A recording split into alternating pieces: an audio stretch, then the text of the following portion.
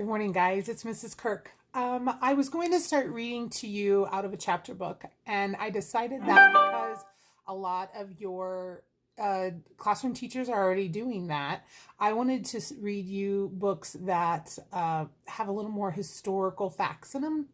And so we're going to read Mama Played Baseball today for this week's reading. I want to read you the author's note, and then we will start with the book, okay? All right. During the Second World War, many Major League Baseball players served in the Army. In 1943, the All-American Girls Professional Baseball League was formed for the enjoyment of the people still at home. Many of those people were fighting the enemy too. They were the factory workers who built ships, planes, and guns for American soldiers. Along with league games, the women's teams played exhibitions at Army training camps, visited military hospitals, and sold war bonds.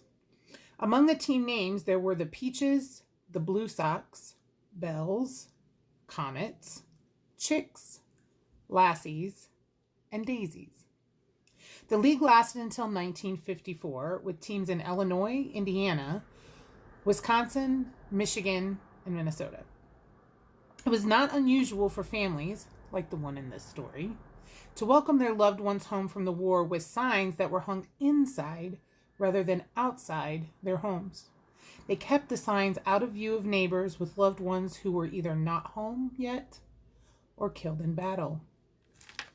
Okay, let's get started.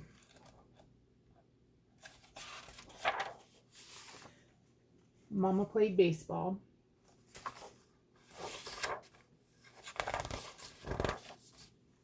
"Throw the ball," Mama said.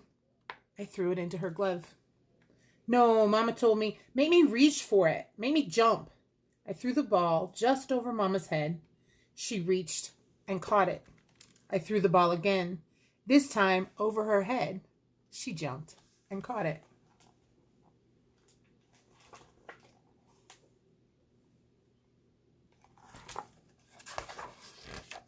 We played a long time. Then we sat on the steps and Mama held my hand. She looked at me and said, "I need a job. While Dad's away, I need to work." It was wartime. Dad was in the Army fighting for our country. Mama said, "I need your help practicing baseball because I hope to get a job playing in the Women's League." What kind of job is that, I wondered.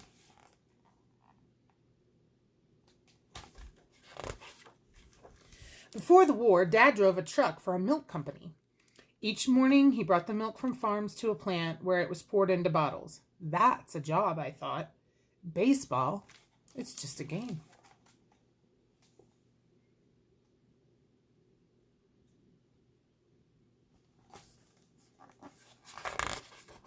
That night at Sunday dinner, Grandpa told me I fought in the last war. He showed me his medal. Grandma said, "You told Amy last night about the war and your medal." "Well, I did fight, and I did win a medal," Grandpa said. He pointed to an old picture. He'd shown me that last night, too. After dinner, we listened to the news on the war on the radio. When we listened to Jack Benny's show, Dad's favorite, I wondered if Dad was listening, too.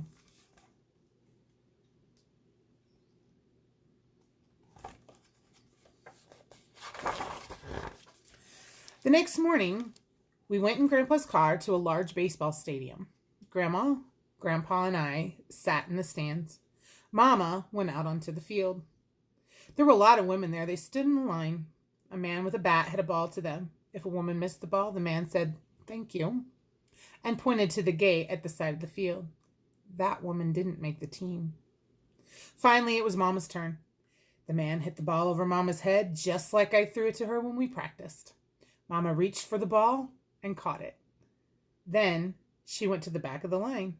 Each time it was Mama's turn, she caught the ball.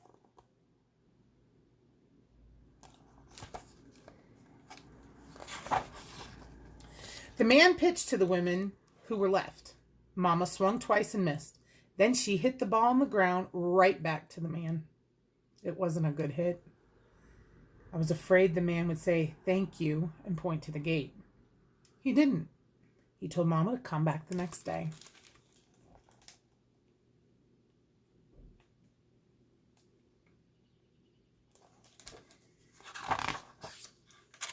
2 days later, Mama showed us her uniform. It was a pretty skirt and a shirt with a fancy patch, long socks, a baseball hat, and shoes. If Mama has a uniform, I thought, she must be on the team. Mama got the job. That night, we had a party to celebrate Mama's new job. Grandma baked a cake, and I covered it with icing and sprinkles. We kept the radio on as we ate. We listened to the news of the war, and I thought about Dad. At bedtime, Mama told me she hoped the war would end soon so Dad would come home. I hope so too.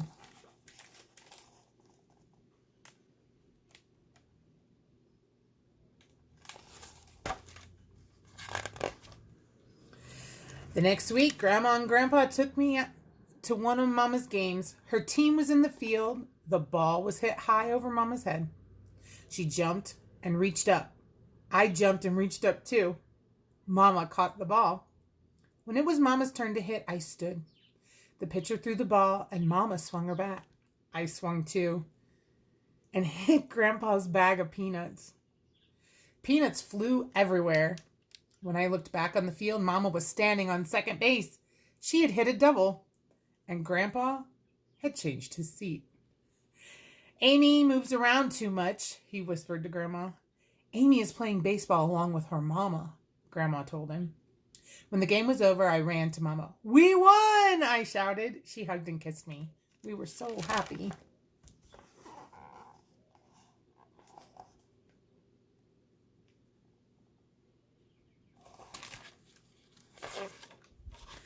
Grandma, Grandpa, and I went to lots of Mama's games, but only the ones that were nearby.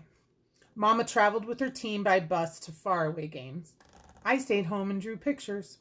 I loved to draw. After each game, people crowded around Mama. They asked her to sign pieces of paper and baseballs. One day when we got home, I asked Mama to sign a baseball for me. You don't need my autograph, she said. Oh, yes, I do, I told her. I want it because you're a great baseball player and because you're my mother.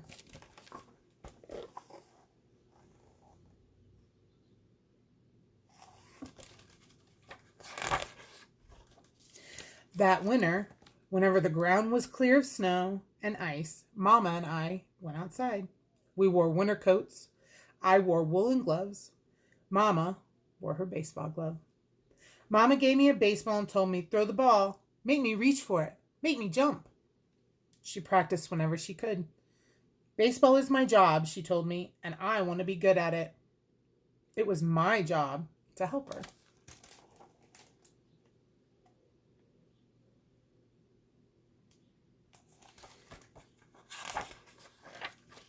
Then one morning, the next fall, Mama put on her uniform. Come with me, she said. I have a surprise for you. Aren't Grandma and Grandpa coming to the game? No, Mama said. Just you and me. We're going to the bus station. While we walked, I asked Mama, are you taking me to a faraway game? Mama didn't answer. She just smiled. When we got to the station, we waited. Then a bus stopped and lots of people got off. Some of them were soldiers.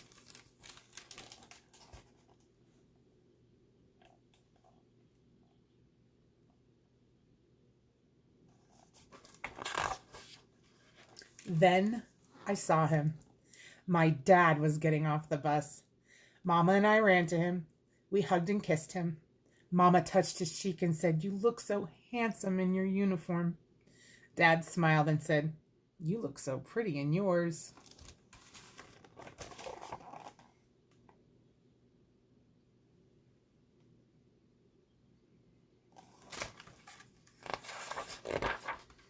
When we came home, Grandma and Grandpa met us at the front door. Grandpa wore his uniform and medal, and inside was a big welcome home sign and a cake.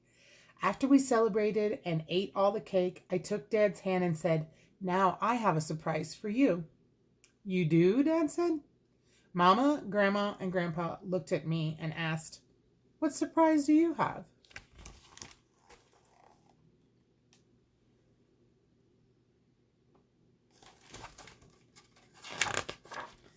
I didn't answer. I just told Dad to sit in his favorite chair. I went into my room, brought out my drawings. They were of Mama playing baseball. "These are great," Dad said. "Mom's a great baseball player," I said. Then I turned on the radio. It was Sunday night. I sat on Dad's lap and we listened and laughed to Dad's favorite program, The Jack Benny Show. The war was over. My dad was home.